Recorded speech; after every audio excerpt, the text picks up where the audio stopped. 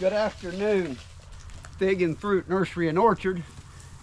Well, today we're going to talk about several different things. We're going to talk about some problems going on here in greenhouse number 2. We are going to go look at some cuttings and pieces of cuttings that I thrown away that miraculously rooted, and we're going to look at some figs that are getting, we're going to look at some new figs that are getting ripe and see what they look like today. But to start it off, we're going to look at some problems that I'm having here in this greenhouse. All right, well, as you can see, this tree looks bad, and it's been in the ground. This is Alcara. So just come in here one day and all the leaves were looking bad, and I'm like, oh man, what's going on? And I decided that I'd get in here and kind of flood water this, and when I did, see how this has got a dip in it here, a dip in it here, it all started caving in. Something had been in there boring around it.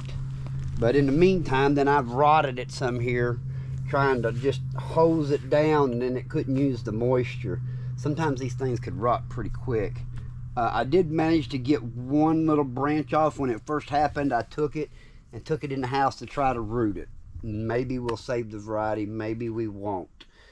But this is why I tend to want to water with a garden hose and flood it out. Now I'm gonna go down here and show you another tree.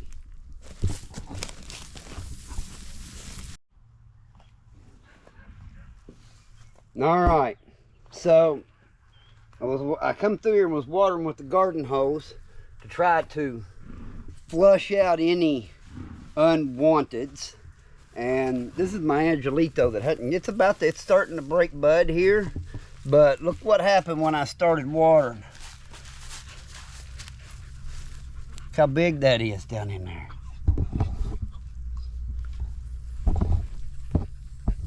But there's been something down in there.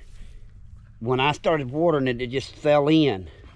So what we got here is something is coming in here and boring. This is why the dogs have been coming in here and digging up trees, because they're after whatever it is. Now they haven't done none of this damage. As if you remember a week or so back, I had a tree dug up, and but this problem is we've got something in here burrowing around trying to kill my trees. Now I'm going to show you something about this bottom watering system.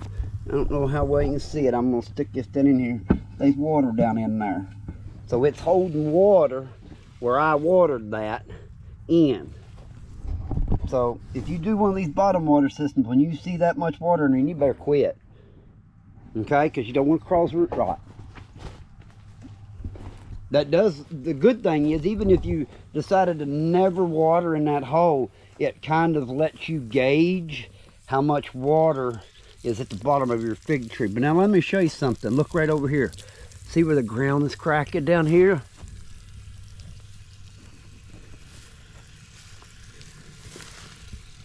There is another hole.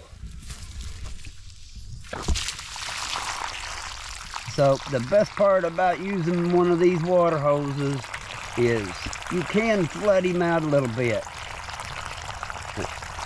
We have, living here in the forest, we have a lot of pressure from moles and worms and mice all the time. And this is one of the problems I see using that black weed barrier here. They really come in on that. Because if you remember here a while back, before I put these frames up, I had these trees covered on, you can see because it killed all this grass. I had these areas covered with that black, but then we had to take it up when I put this in. Because there was, these were wood box, these are kind of raised up, kind of, sort of. all the dirt had settled. But the problem is that kind of will help harbor them and bring them in, that black weed barrier. I'm not sure what I'm going to do about it, because you got to control the weeds, and I don't want to spray. And it may come down to just having to come through and continually pull till we get them all pulled. But on this weed barrier, what I'm going to have to do, I think, is put it down and take it up, let it kill the weeds, and then get it back out. And then when they come back, put it back down and kill them again. Because, and you're not going to be able to leave it down, it don't look like too long. I'm going to leave these in the rows and see if I still have a bunch of pressure on my trees in here. Now, I haven't really seen too much of that in the wood chip areas, or in, now I do see quite a bit of tunneling off and on in my other greenhouse, greenhouse 1, with all the 30 big trees in it. I have seen some tunneling pressure over the years in there, but I have constantly just watered them with this watering hose right here and flooded them out like you see. And they just constantly, every week, come in once a week, water like this, and try to flood them out. The dogs have been helping dig them out. I don't know, honestly, if it's moles or worms or what, but I'm kind of going around right now and just, I ain't gonna water them real heavy in unless I see, because, well, that in there, it hadn't been watered. Let's look down here in the hole. Now, there's no water down in the hole, but I don't know how well you can tell on camera, but it's fairly damp down there. I guess I could get my meter out and show you, but just, you can trust me and I'll tell you that it's definitely plenty moist down in that hole. So I know the bottom of the tree has got plenty of moisture. Like I said, I like the bottom water system with the gravel under it, but it might be detrimental. You may not need it. I don't know. I haven't really come to a great conclusion on it. Let's go over here and check this little single tree out here and see if we got anything lurking around. Because usually if there's been anything born, it'll fall in pretty quick. There was one over here that I flooded out. You can see that dip right there.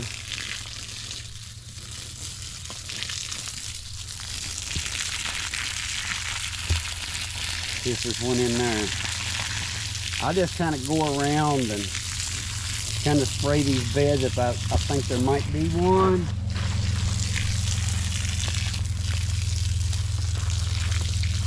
And then I'll flood him out. And I'm kind of watering the trees too. These in-ground trees in these greenhouses, I am right now typically only watering them about once a week. Is it. Because it has rained and rained and rained. We have, at this point on Father's Day weekend, June 15th, we have had 63 inches of rainfall this year. So, you know, that's a lot of rain. A lot of rain. And it's been raining off and on all the last several days. When it rains like that, you know, even the sides of these greenhouses get wet, and it still sucks moisture in here into this in-ground tree, into these trees. So it ain't like potted trees. You got to water these potted trees about pretty much every day, especially when it's sunny. Now, if it's cloudy and rainy, I skip them and only water them every other day because I don't want them getting too wet. They don't seem to use up as much moisture.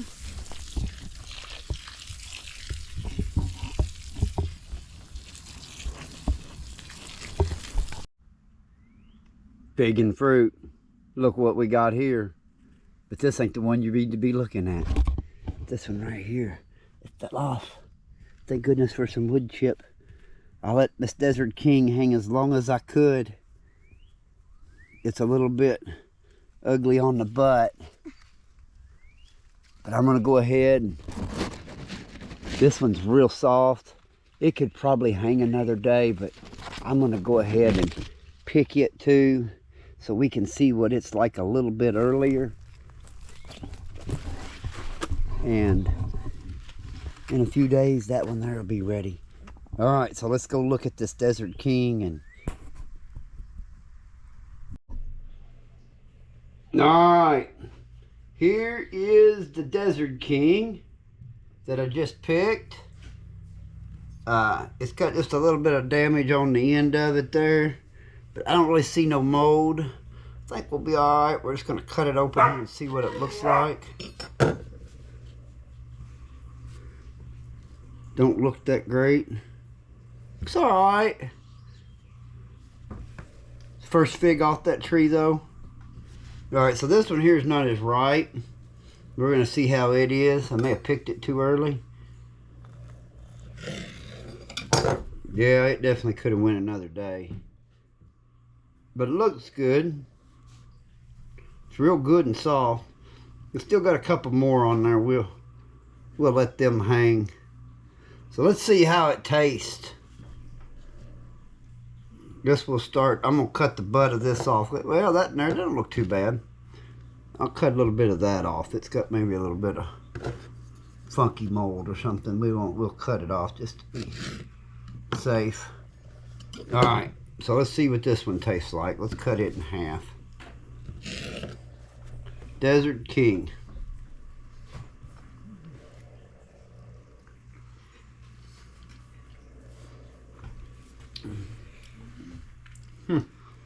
Just got a nice kind of a figgy berry flavor.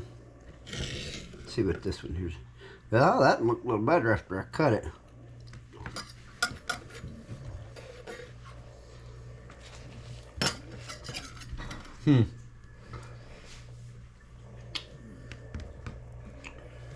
It's just kind of got a subtle berry, figgy. It's light on the berry, figgy flavor. It's okay. Might not be high up for me. I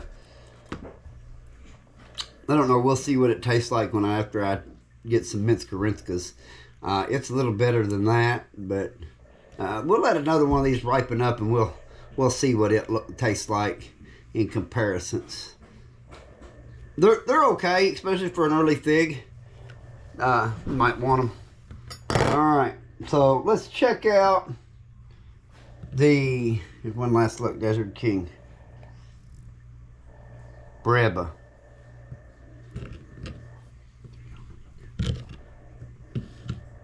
This is that Smith. It's got a little mold on the butt of it and had little ants, so we'll go ahead and trim the end of it off. Oh, that looks delish. And this is a Breba, so you know Smith don't get too many of these, but let's quarter it up and see. Got to share all the early figs with everybody.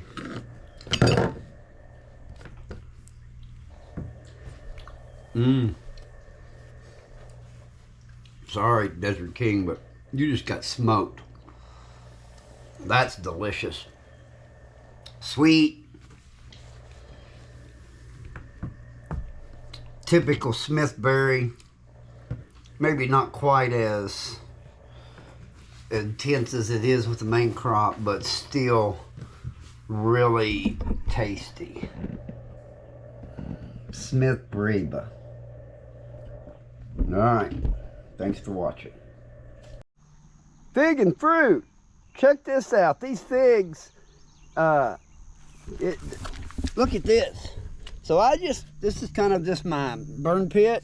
We have fires around it, and I'll burn a little bit of garbage or whatever in it. It's just paper, but I had some cuttings that I thought was too small to do anything. I threw it in here last winter, and looky, a fig tree. And I ain't the only one. Look over here. There's another fig tree growing in here.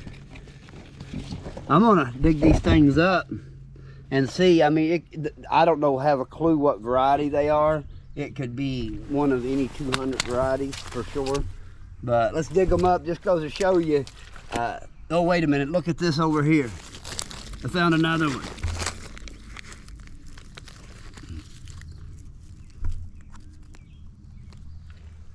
And it ain't even really rooted.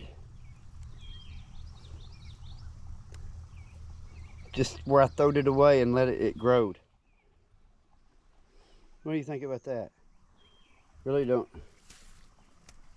Yeah. How about that? Well, let's see what else we got in here. We'll dig this up here and see just what it looks like. What we got growing out of the bottom here. Does it got any roots on it, or what's it doing?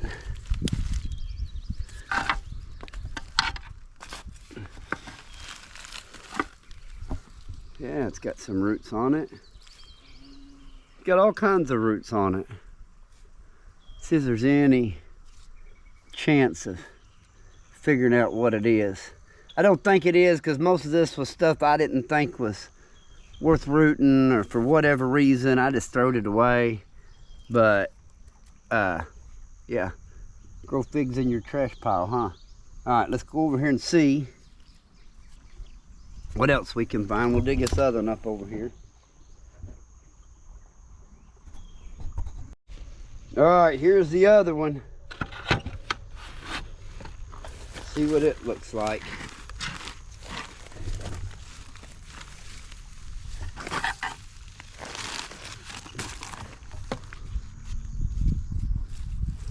Trying to be careful. So I guess these was just under here all winter.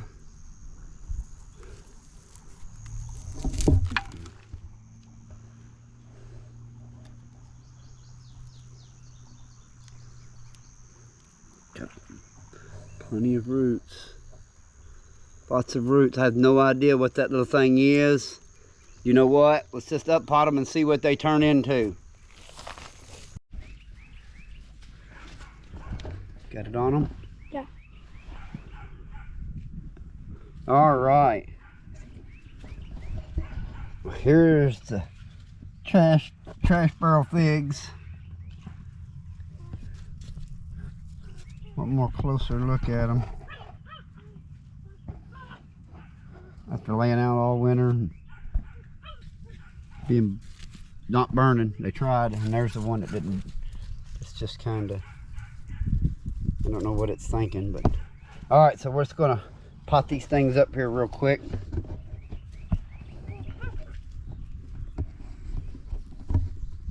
I'm gonna pot these up. I don't use 1 gallons for a whole lot, so we're gonna pot them up in these 1 gallons.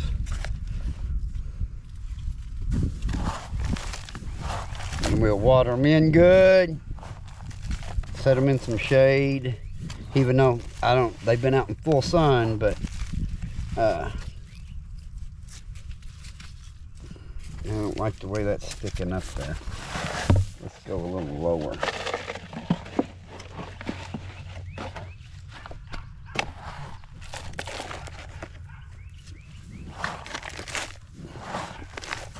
Kind of just want to keep them, I don't have to get them right in the middle. I want them to survive, so since the edge of that new green growth had roots on it, I wanted to make sure I buried it. All right, there's that one.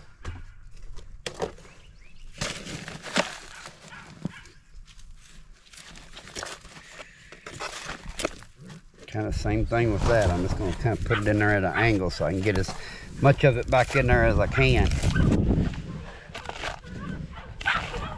Oops, didn't scoop that up in there, but it's all right.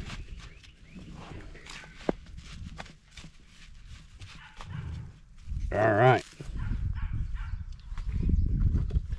And just for fun, since this one's so desperately, even though it ain't got no roots, but it's got some growth, we'll stick it down in there like that and only leave a little green growth sticking.